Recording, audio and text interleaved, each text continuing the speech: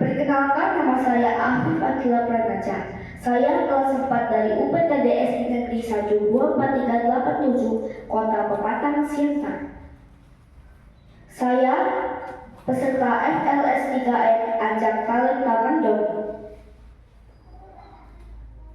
Di kesempatan kali ini, saya akan menceritakan cerita dari Kabupaten Simalungun, Sumatera Utara yang berjudul Panak Boru Sabu.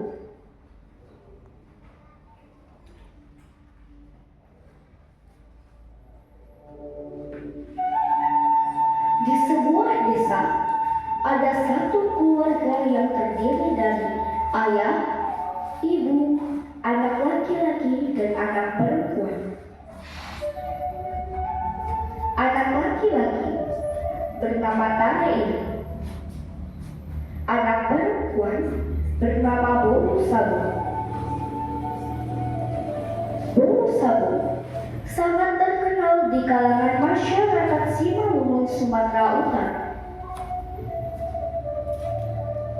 Tareil dan Boru Sabu sangat hidup rukun dan bahagia.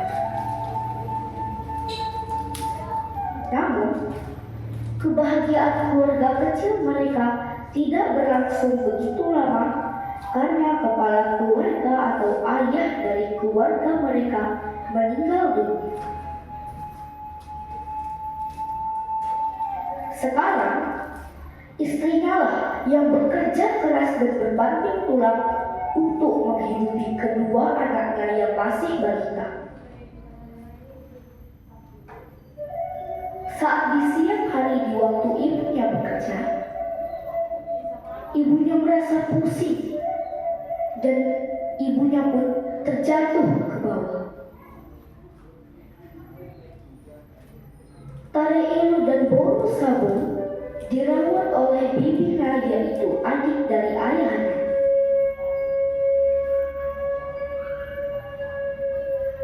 Setelah beberapa tahun kemudian,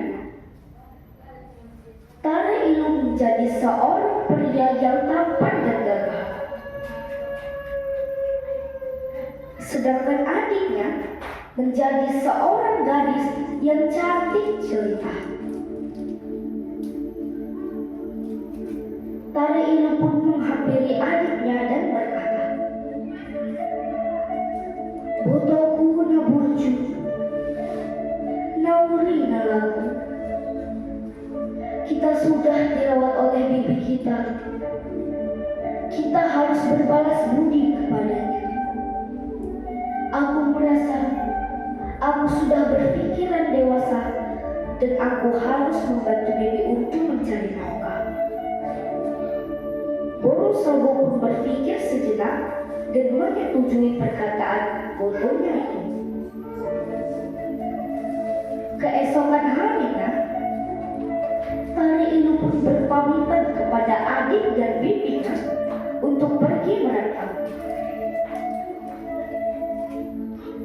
Boru Sabu menerima anaknya pergi dengan berat hati dan berharap jika abangnya pulang dengan selamat dan membawa uang yang banyak. Sesampainya di perantauan Tareil, bukannya Tareil mencari pekerjaan yang bagus untuk dikerjakan, tetapi Tareil malah bermain judi. Awalnya, Tareil yang bermain judi, namun kedua kali sampai terakhirnya pun ia kalah bermain judi.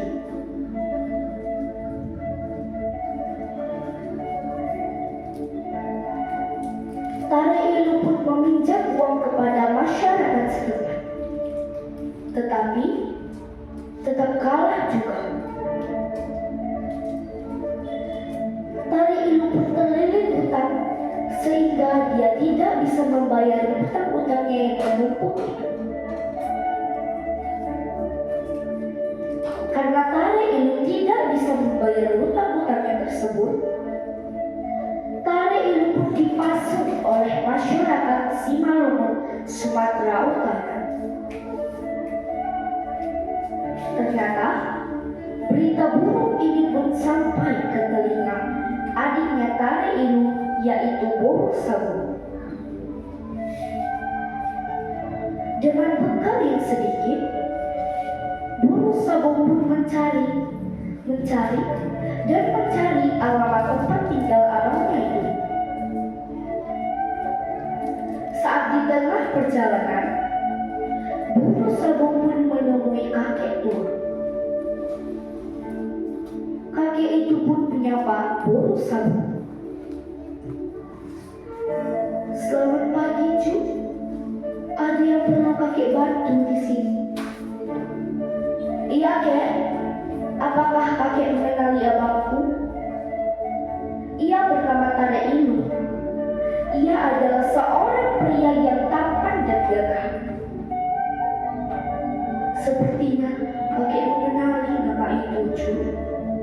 Tetapi sayangnya, kakek tidak mengenali alamat tempat tinggal abang. Salut kakek, panjatlah pohon yang tertinggi dan panjatlah yang puncaknya. Lalu bernyanyilah sambil menyebutkan nama abangmu di situ. Boru Sabu pun berterima kasih kepada kakek itu.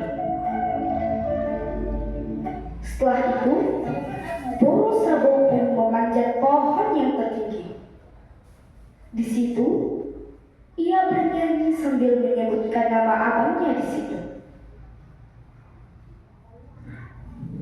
Sekian lamanya Boru Sabu bernyanyi di situ, tetapi tidak ada pertanda juga.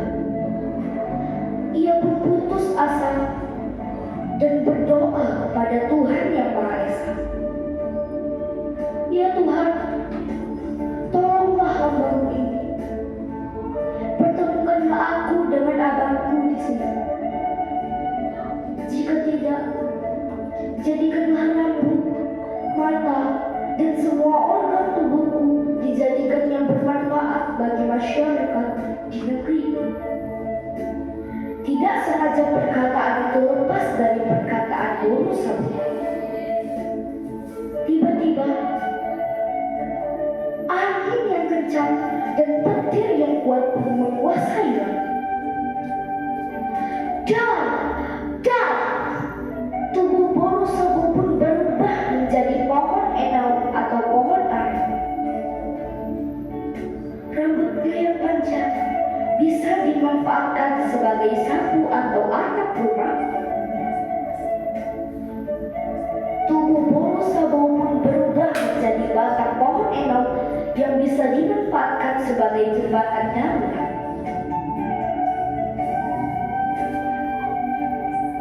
Pohon enau pun berbuah dan buahnya bisa dimanfaatkan sebagai makanan ringan atau disebut kolang kaling.